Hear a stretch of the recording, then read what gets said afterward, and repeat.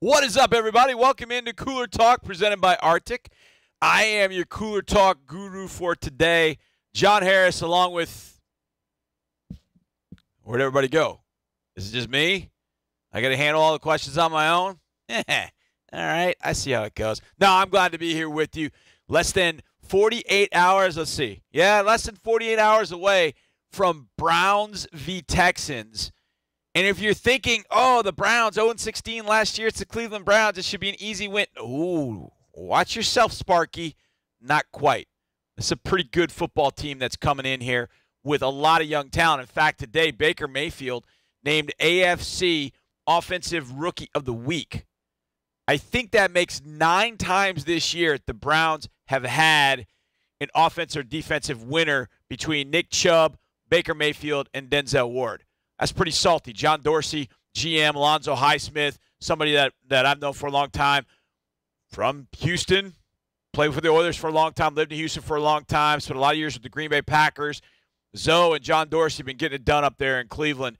They added a lot of talent. So this one's going to be tough. So let's get to your questions and start with Joshua.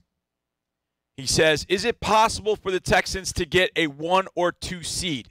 Yes, it is possible. Now, I'm going to get in a lot of trouble for this because if the powers that be are watching, they don't want to talk about the P word, playoffs. They don't want to talk about it.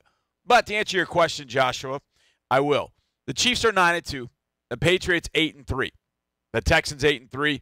The Steelers 7-3-1. Those are your 4 division leaders right now. So the Texans are tied record-wise with the Patriots, but because they lost to the Patriots, they would end up having to have a better record. So if they want to buy, they got to be 12-4, 13-3, with the Patriots 1 game or 2 games below that. The other hope, and I'm not sure what the tiebreakers might mean, is for the Chiefs, the Texans, and the Patriots all to end up with the same record. I'm not sure how that would go because the Texans didn't play the Chiefs. The Patriots would have played both the Chiefs and Texans, and maybe that would give them the leg up. But, yes, there is a possibility. The Texans would probably have to go 4-1 or 5-0 to get one of those 2 top seeds. But, yes, it's definitely a possibility. Danny says, have the Texans ever won 9 in a row before? No, they have not won 9 in a row before. They've had streaks before. I want to say they had a streak of 7 before, but 8, I believe, is a record, and 9 would certainly continue on that. Now, last week was the week we could finally say, after starting 0-3, 8 wins in a row had never been done in the NFL. Before that, it was 7 wins in a row. That at least had been done by the 1925 New York Football Giants. And then 6 in a row before that was back to 1970. So they were kind of chipping away. Once they won the 8th one on Monday night against Tennessee, it was like nobody's ever done that before. 0-3 to 8-3. And again, winning 9 in a row would be great. But to me, it's just about getting a win against a quality football team in the Cleveland Browns that still has designs on going to the playoffs. So for them, this is about next step, getting to the playoffs. So they need this one. They know how important this one is. This is from Corey.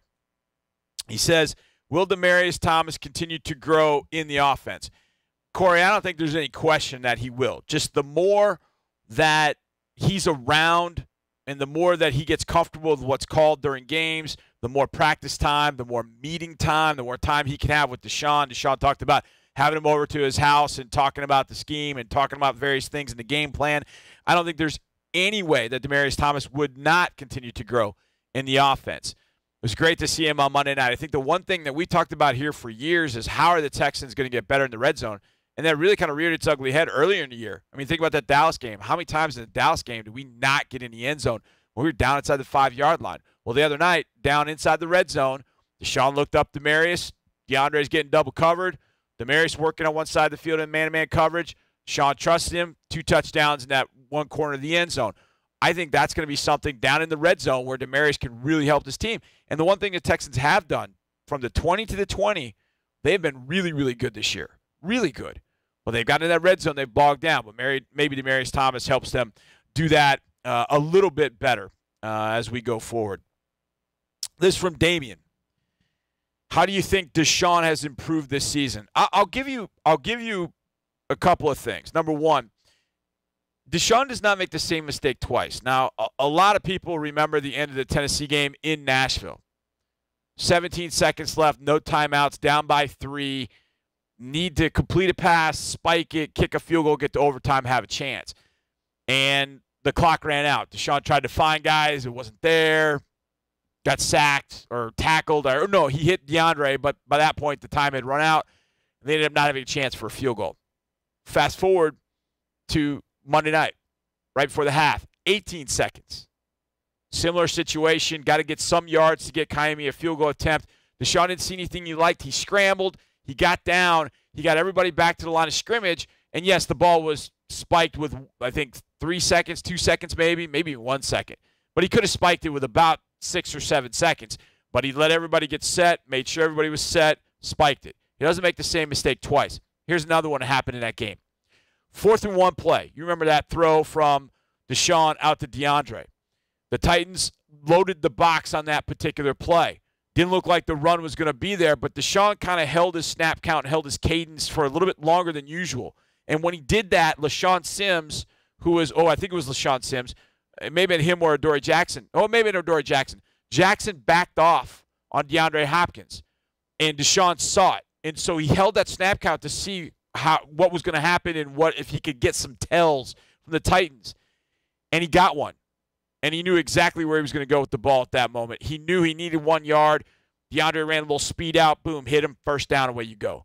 It's just the little things that you're seeing Deshaun do that I think are making him a better quarterback this year. So I think that's how he has improved. Has he had the 5 touchdowns in a row, game after game after game? No.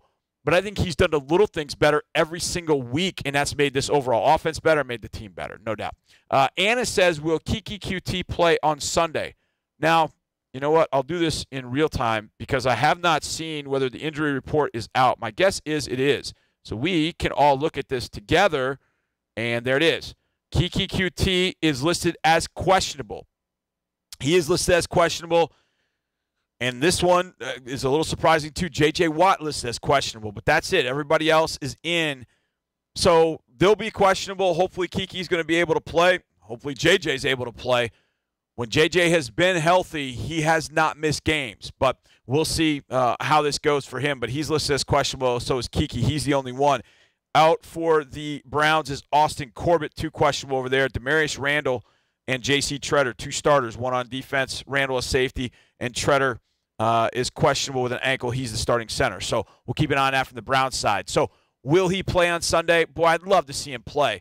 If he doesn't, DeAndre Carter is not Kiki QT, but he can step into the role that Kiki plays and give the Texans some impactful plays on offense. So we'll definitely keep an eye on that. I knew this one was coming. This one's coming. From Dan, any update on D'Onta Foreman's status? No. There hasn't been an update. He's been practicing.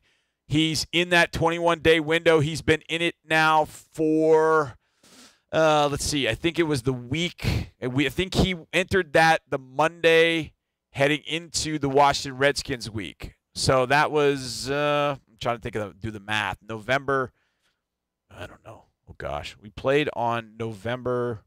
I can't do the math right now. There's too much pressure on me. I think that game was on the 19th of November. So somewhere like the 13th, 13th, 14th. So he's probably 15, 16 days into it.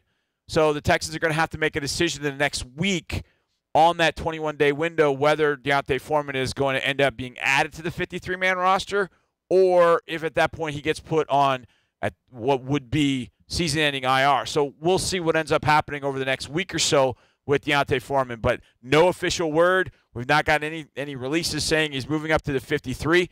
It could happen over this weekend. There's no question. It could happen over this weekend. They could have been planning it all along, but they didn't want to announce it until Saturday to keep the Browns kind of on pins and needles, if you will. So I don't know if that will come, but as of right now, there have been no official updates on D'Onta Foreman. So I knew we were going to get that question. I knew we were going to get it, and we did. So my faith in you guys is definitely restored. Let's get some shout-outs. Esther's over in Deer Park, Texas. Anna from Donna, Texas. I don't know where Donna, Texas is. Jamie or Jaime? Either way, from McAllen, Texas. Appreciate you being here. Kathy from Cypress, Texas. Kimberly from sunny California and Stephanie from snowy Ohio. Man, at least that game, we're not playing this game up in Ohio. Well, you know what? I like snow games. Been part of one of them in Green Bay. The result wasn't great, but man, that was a fun day. Well, it was fun until the fourth quarter when that wet rain or wet snow just soaked me all the way through. But it was fun. To play a game in the snow is really cool. So, Stephanie, enjoy that snow in Ohio. We got a lot for you this weekend. We've got extra points. We've got Texans Buzz. You can see those on KTRK. We're going to have a pregame show on our flagship sports radio 610. That will start at 9 o'clock. The kick is at 12. You'll listen to Mark Andre and myself. You'll have that going on. You got the postgame show. Well, you got the pregame show with Sean and Mike, and I think they do a great job. Postgame show with Sean Paul and Cecil Shorts, which is great. Being home game, I'll pop on there for a few minutes. They always have a player after the game. So we got a lot for you. Go to the website, go to the app, anything you're looking for, we have got you covered. Great stories leading up into this week. Great videos. You got to check out the 53 on Brennan Scarlett. It's absolutely awesome. It just warms my heart, man, to see Brennan Scarlett doing great things on the field, but also off the field as well. So go check out all of our great stuff. It's all there for you. Appreciate you guys being here for Cooler Talk. We'll see you on Sunday. Kick is at noon. Be in your seats. Be loud. The defense will need you against Baker Mayfield and the Cleveland Browns. See you then, everybody.